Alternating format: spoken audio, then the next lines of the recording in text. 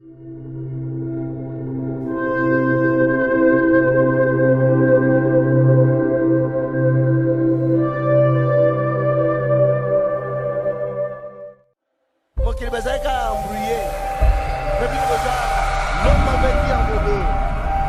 à Dieu. Dieu s'est déjà manifesté. Gloire à Dieu. Sur la terre, Dieu a parlé.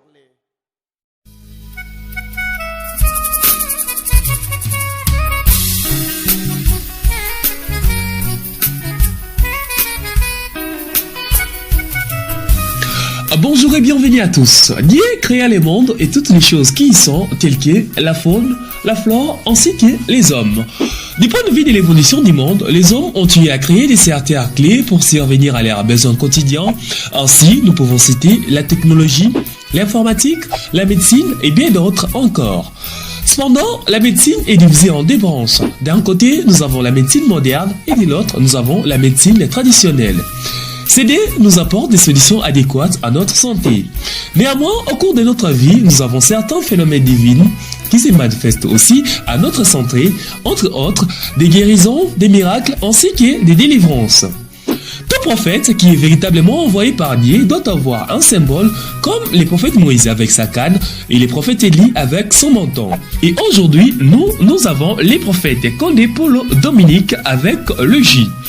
Une fois, avez-vous entendu parler du jus, bien que ce produit fait depuis un beau bout de temps l'objet de nombreuses critiques, d'où certaines personnes les qualifient comme étant un produit magique ou comme étant un produit des tradipraticiens. Or, pour mieux connaître les mystères cachés du jus, il faudrait d'abord connaître Dieu et maîtriser les saintes écritures. Au cas contraire, vous n'allez rien comprendre en ce qui concerne ces produits. Soyez attentifs et installez-vous confortablement. Voici donc les grands mystères du jus.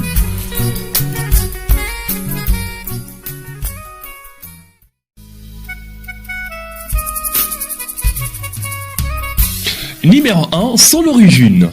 Le jus est un produit spirituel divinement inspiré par Dieu au travers les prophètes Condé Polo Dominique suite à ses multiples lamentations à cause des maladies incurables et la mort de ses proches.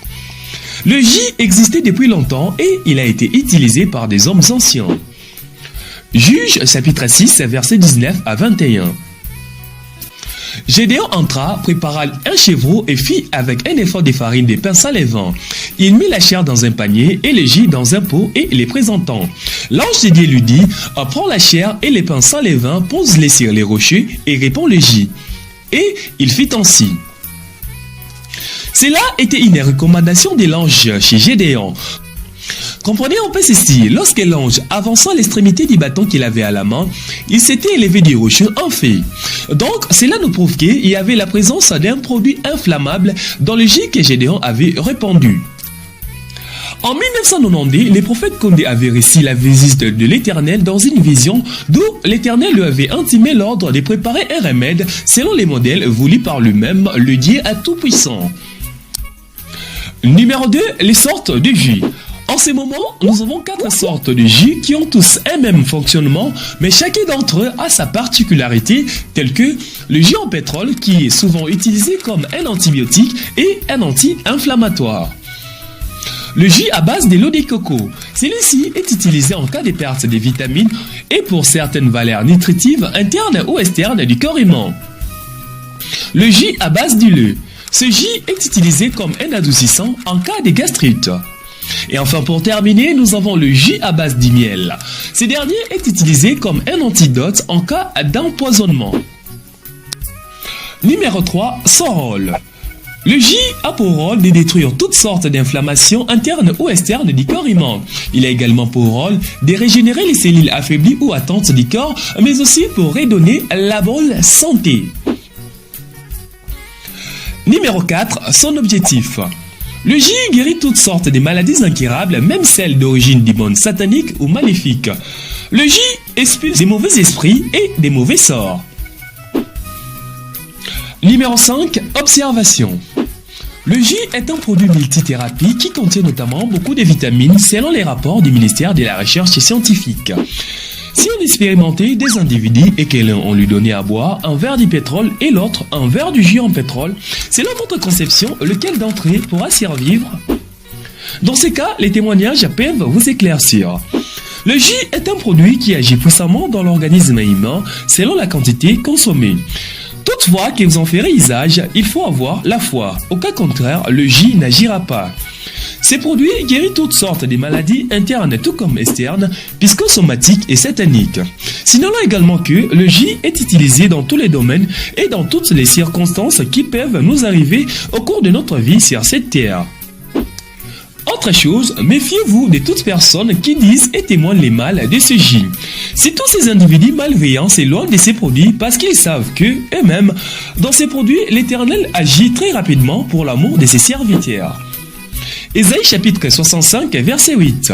Ainsi parle l'Éternel, quand il se trouve du jus dans une grappe, on dit, ne la détruis pas, car il y a là une bénédiction. J'agirai de même pour l'amour de mes serviteurs, afin de ne pas tout détruire. Voici la référence biblique du jus. Numéro 6, témoignage.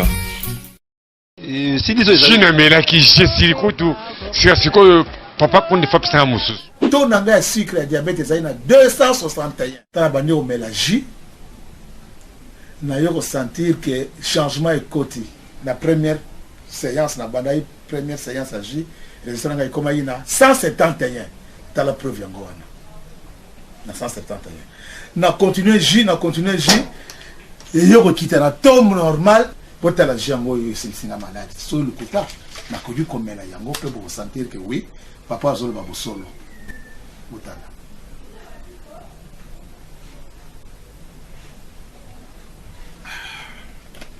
Les agis à pétrole.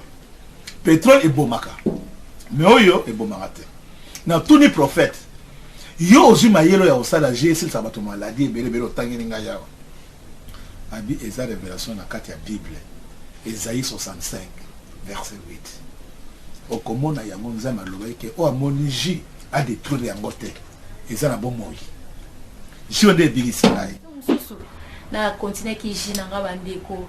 Mususu nazo pakola, mususu nazo mela, masa joli lipamboli nazo kende. Zemi ekola rate bandeko na ngai ekoli. Nanzela okobima boy mutu nyonso fo nani prudence oyo nini zemi nani asali boy sangwe tambolaki tina bakikwiti na idiofa kuna batu kobenga butu lokola moyo eske makamtozo keza solo mususu akobenga yote abengi muninga kenena nkotala eske otoyoki eza bongo bandeko ngai réponse na ngeza laki o ezali impossible pas batu et pas nzambe eza possible. Zemi ekola kate ekoliti ekomi na ngonga kobota na bota kina kimia na benpe prophète ke na boti abina ngaka ka yawe akosala liloba na ezala kaka yango bandeko na ngonga muke maternité etonda kina batu bazwa kotala est-ce que eza sani est-ce que aboti mwana est-ce que eza nini sangwe tambola ki bandeko ezala ki miracle.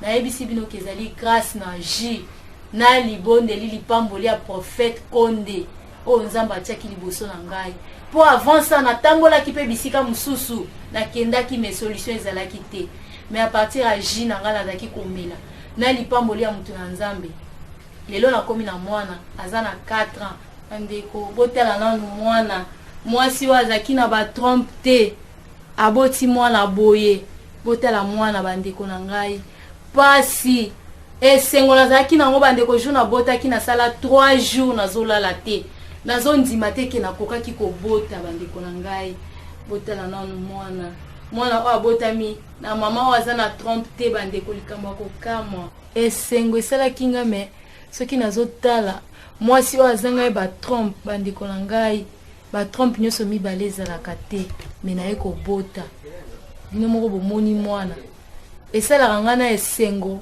ntango mosusu na pasi naye koluka na bino yoka nanu asambelili ngai nazaki na bolembu makolo kolembalemba akonseye ngai bandeko namelaki jus oyo boyokaka na sango eza jus ya solo bandeko eza jus ya solo bandeko na telemi tokela mwana kuna bayambi balife ba intervenir mwana bo tozoke na nzela ngara ebise na bis sada mina nanu ji ya petrol nanu o abongola makambo ko bongola mwana melisi atosinga melisi ebele ji ya petrol bakangi mwana ba photo bango babi o mena triche oyo tomoni mwana michopo eza ya kolingama ndenge nini awo esali bo bino bosambela wapi ngabi tala na zireke nanga pona chaki mwana reke na libumu na zireke ngabi bota mutora samba epana ekomo na ye Prophet Kondo Dominique Polo Amen Bota tangu tozongi pona intervenir mwana batali bakriche touti nango kuna babi o mais moye tosala opération eza te nde tomoni boye muchopo oyo ndenge ekangamaki sikoyo tomoni muchopo oyo efungwani moye tosala opération eza te me bofanda awa ti lobi ata 2 jours totala nani ngabi problème ezali te tolali mwana na butu oyo mpe bakasi te Prophet Kondo asali opération na butu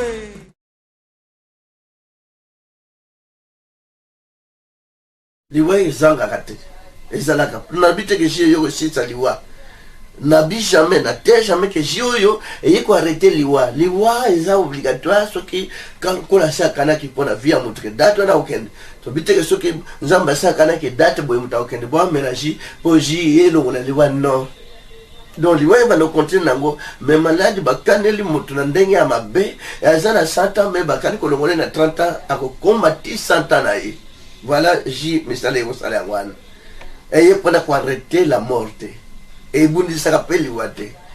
Et puis c'est vrai que bisika mingi bafinga batuka baloba soki nazaka mutu akubanga nde nasina kivanda nde sina kima mais gloire à Dieu. Kola ba jiozozwa kanga lito à droite kanga lito à gauche ko kamukilite yoka kalikolo.